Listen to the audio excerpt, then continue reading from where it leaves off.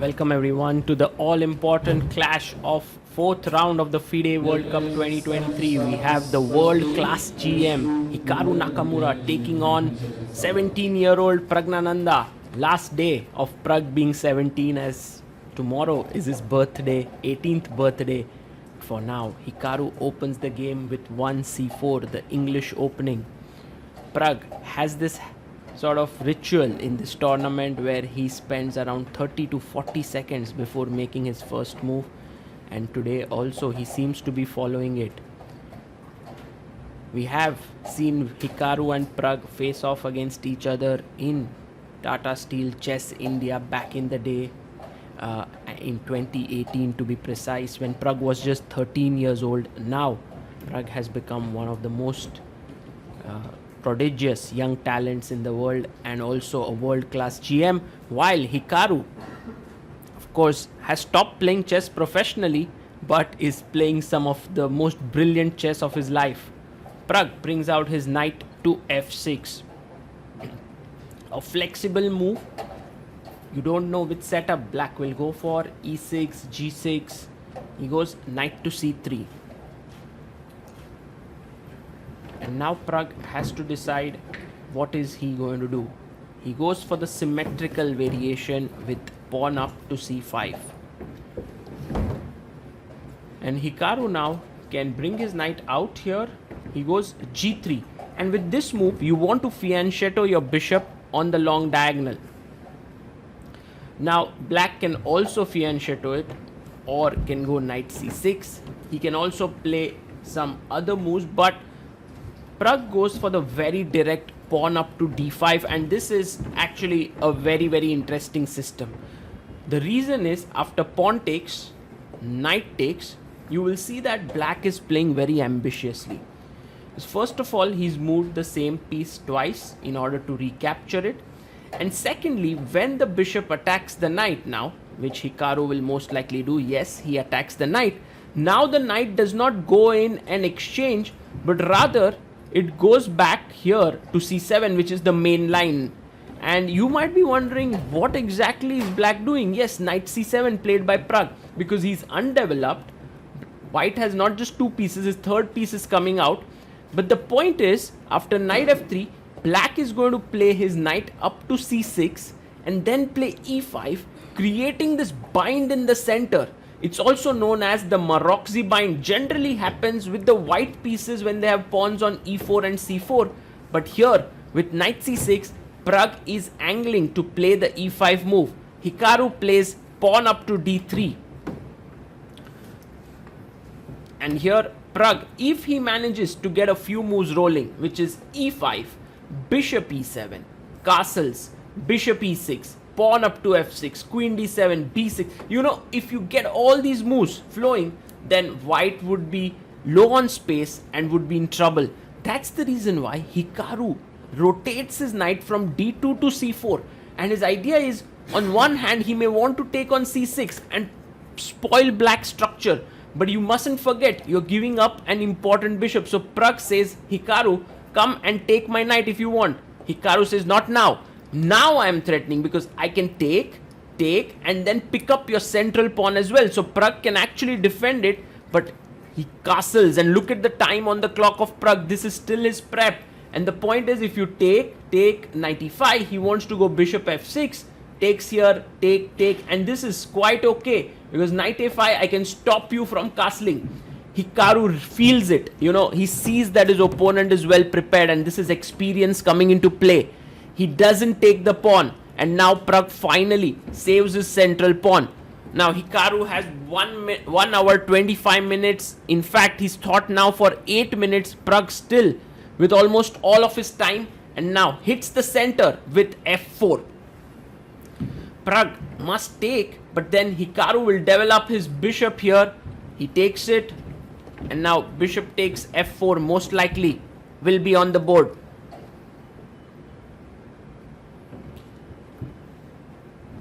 After pawn takes, Hikaru now takes the pawn with his bishop.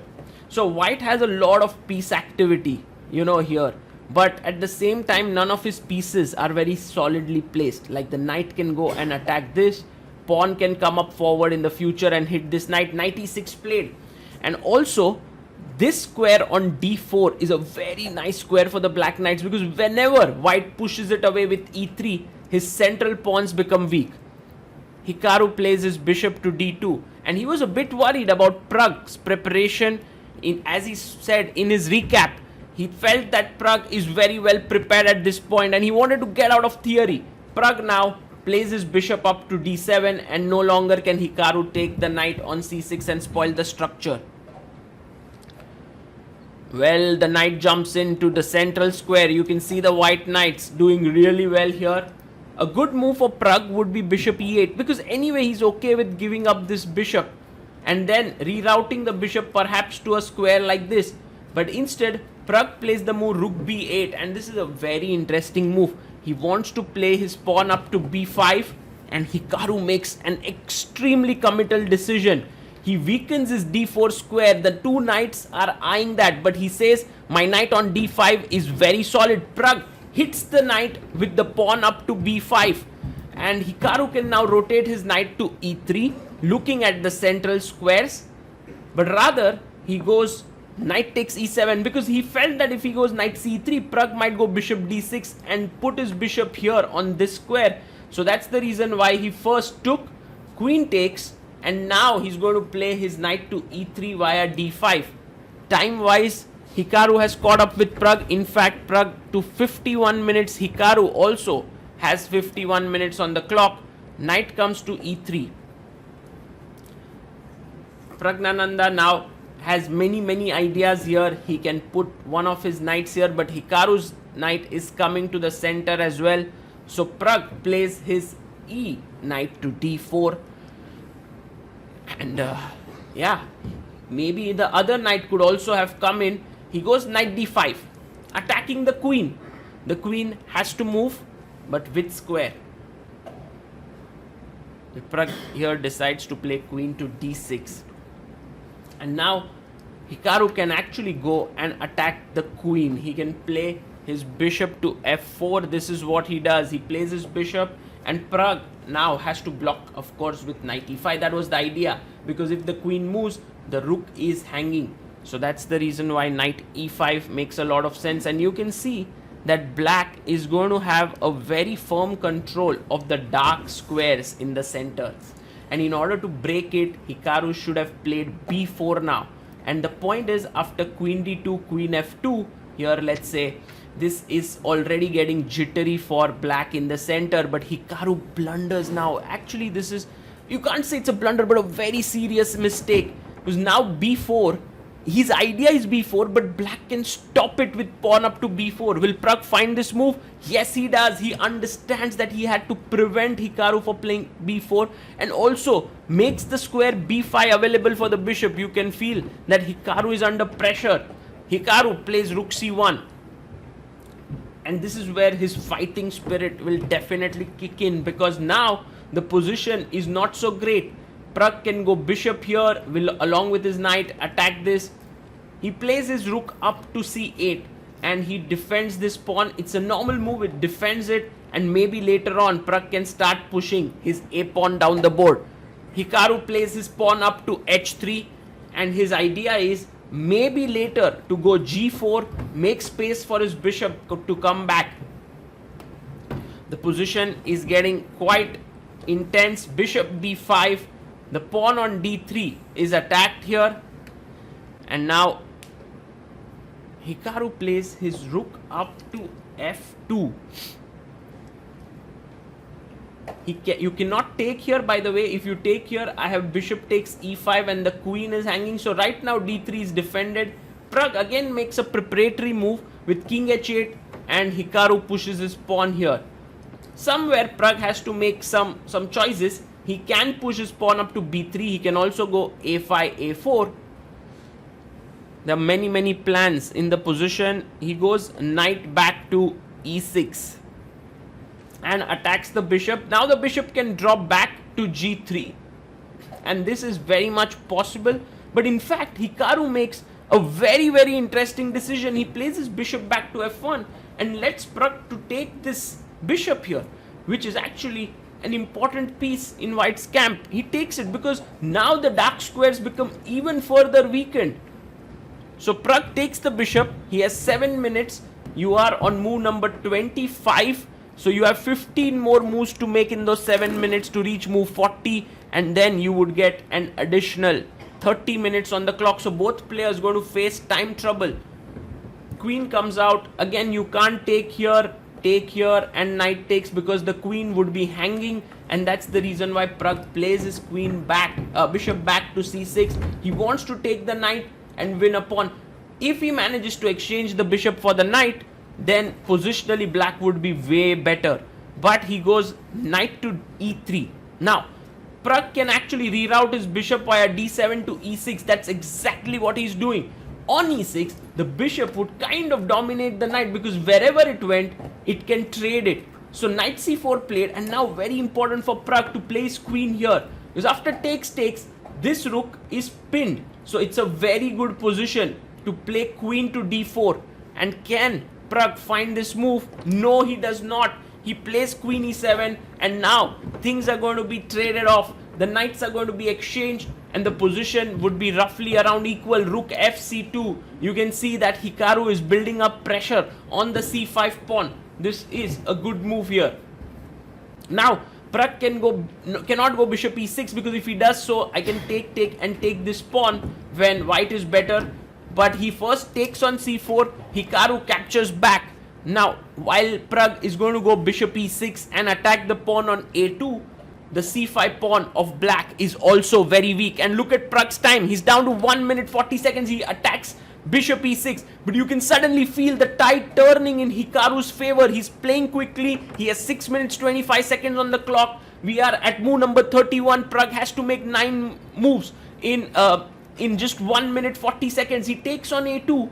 But now you can push your pawn to d4. You can't take because the rook is hanging. This is a strong move. But Hikaru comes queen e3 and he tells Pragg, your pawn on c5 is hanging. How do you defend it? Well, maybe you don't defend it. You just play your pawn up to a5, but Pragg plays his pawn to c4 and Hikaru simply takes it. Now this bishop is almost trapped. If white gets b3, he's winning. So Pragg goes and says, let's trade the queens because then you can't get b3 easily. I can take bishop b3. And so queen takes on c5, rook takes c5 has occurred on the board, and now Hikaru plays his rook to d2. This is getting very sharp because you might think that the position is kind of dull and drawish, but Hikaru has some very interesting plans. First of all, this is not hanging because when you take, rook takes, there's a back rank mate, and so Hikaru finds a great move, king f2. Pragg should now maybe get rid of his back rank problems with g6, but he makes a mistake with a5. Now all of a sudden, Hikaru's rook is coming here. Then his king comes up. King comes up here, and already it's trouble time. Rook d5, what a brilliant move by Hikaru Nakamura. He's actually turning on the heat. He's winning this game right now.